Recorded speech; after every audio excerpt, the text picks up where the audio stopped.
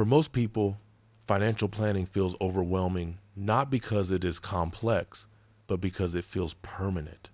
There is a quiet fear beneath the surface, a fear that if you make the wrong decision today, you will be trapped by it forever. Books on financial planning that truly endure understand this fear. They do not present money as a rigid blueprint you must follow perfectly. They present it as a living system that evolves as your life evolves. And once you understand that financial planning is not a single plan, but a series of adjustments across different seasons of life, the anxiety begins to fade. In the earliest stage of adulthood, money is chaotic, income is uncertain, identity is still forming, decisions feel heavy because experience is light. The best financial books for this stage do not overwhelm with advanced strategies. They focus on foundations. They teach you how to build stability before ambition. They emphasize emergency funds, basic investing, and understanding cash flow not because these are exciting, but because they create safety. Books like The Simple Path to Wealth quietly reassure young readers that you do not need to know everything now. You need only to start with habits that protect you from obvious mistakes while time works in your favor. At this stage, financial planning is about learning trust in compounding, trust in consistency, trust that small actions matter. The books that resonate most deeply are the ones that normalize uncertainty. They say, "You are not behind, you are early." And that message alone can change the trajectory of a life because it replaces panic with patience. As life progresses, responsibilities grow, careers solidify, families form, financial decisions become more interconnected. This is the stage where planning begins to feel heavy again, not from ignorance, but from complexity. Mortgages, insurance, education costs, retirement accounts, everything arrives at once. The best books for this phase shift the conversation from accumulation to coordination. They teach you how to align multiple goals without sacrificing peace of mind. They introduce the idea that money must serve values, not compete with them. Books like Your Money or Your Life become especially powerful here because they force a deeper question. What is all this planning for? Midlife financial planning is not just about growing assets. It is about avoiding burnout. The most helpful books help readers identify trade-offs consciously rather than drifting into them unconsciously. They encourage clarity over optimization. They remind readers that a good plan is one that reduces stress, not just maximizes numbers. Then comes a stage many books treat with either fear or false certainty, the later years of life. Retirement planning, legacy considerations, and the shift from earning to drawing down wealth introduce a new emotional landscape. The best books for this stage are calm, realistic, and respectful. They acknowledge longevity risks, healthcare uncertainty, and changing priorities without turning them into sources of dread. They emphasize flexibility over prediction, reminding readers that the goal is not to guess the future correctly, but to remain adaptable within it. Across all stages of life, the most powerful financial planning books share a unifying philosophy. Planning is not about control, it is about resilience. They teach that plans will break, markets will surprise, and lives will change. And that is not failure, that is reality. A good financial plan bends without breaking. It evolves without collapsing. It allows you to move through life stages with dignity rather than fear. One of the most valuable lessons repeated across these books is that financial planning should simplify your life, not dominate it. If a plan requires constant attention, constant anxiety, or constant optimization, it is too fragile. The best plans are boring. They run quietly in the background. They free mental energy for family, work, health, and meaning.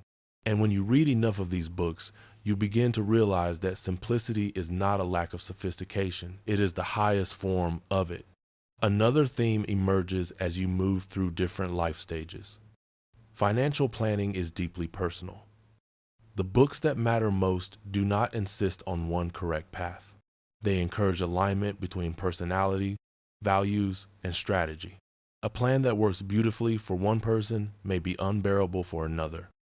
Understanding yourself, your tolerance for risk, your desire for flexibility, your definition of security is as important as understanding markets or tax rules. The books that guide gently rather than dictate tend to endure because they respect this truth. As years pass, financial planning shifts again from growth to preservation, from ambition to intention. Books that address this stage emphasize gratitude and perspective. They remind readers that money's greatest value lies not in what it accumulates, but in what it enables. Time, choice, generosity, peace. Planning becomes less about optimization and more about stewardship, less about how much more, and more about what is enough. When you step back and look at financial planning through the lens of these books, a comforting realization appears. There is no perfect plan, only appropriate plans for different seasons. What matters is not avoiding mistakes entirely, but avoiding irreversible ones. What matters is not predicting every outcome, but building buffers that allow recovery. And what matters most is returning to your plan periodically, not to judge yourself, but to realign as life unfolds. This is why financial planning becomes easier when you stop treating it as a test you must pass and start treating it as a conversation you revisit over time.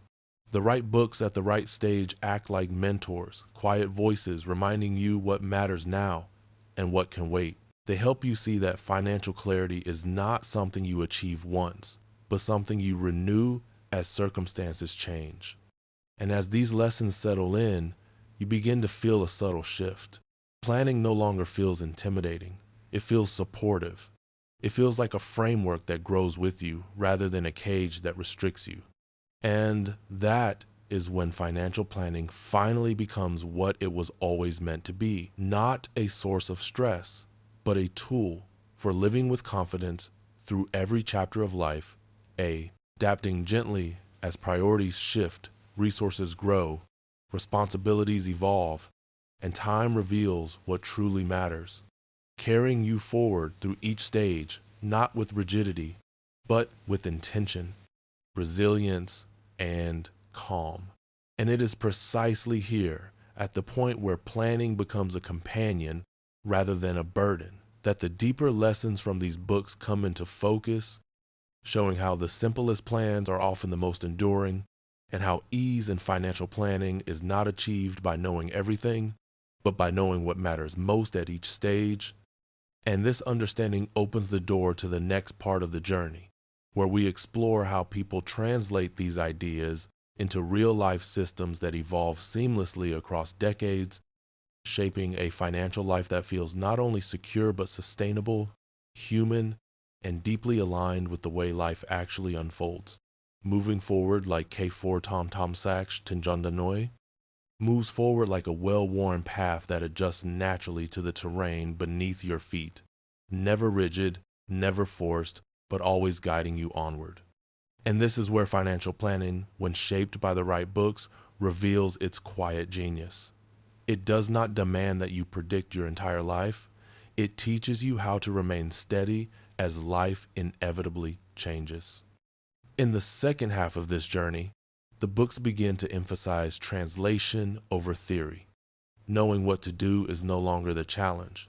Learning how to live with your plan is.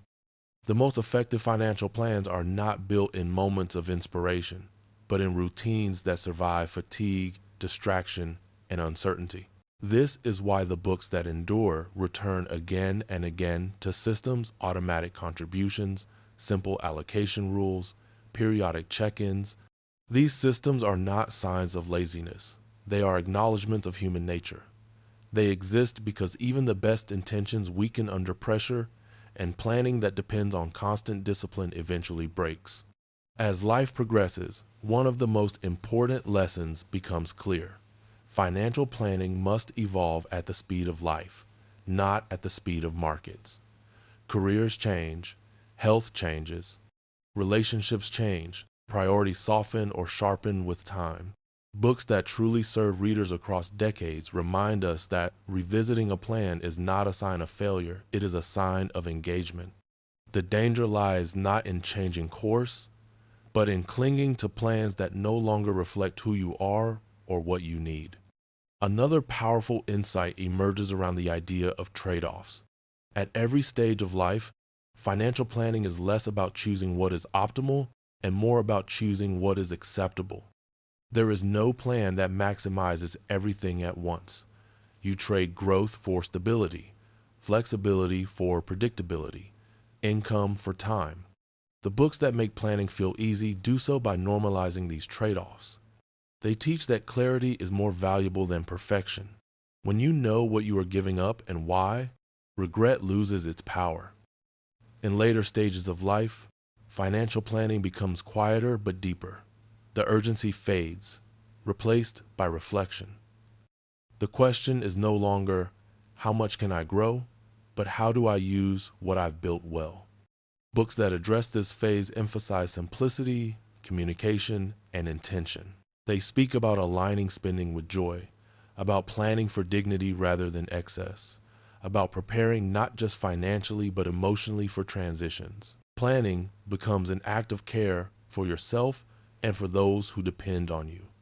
Across all stages, a single truth holds steady. The purpose of financial planning is not to eliminate uncertainty, but to create enough structure that uncertainty does not dominate your life. The right books do not promise peace through control. They offer peace through preparation. They show that when your basics are covered, when buffers exist, when priorities are clear, you gain something more valuable than certainty. You gain room to breathe. And perhaps the most comforting lesson of all is this: financial planning does not require constant attention to be effective. In fact, the best plans ask for less of you, not more. They free your attention so you can focus on living. Money becomes a quiet background system, supporting decisions rather than demanding them. When planning reaches this point, it no longer feels like work. It feels like support. So as this story comes to rest, imagine your financial life not as a problem to solve once and for all, but as a companion that walks with you through each stage, adapting, recalibrating, responding.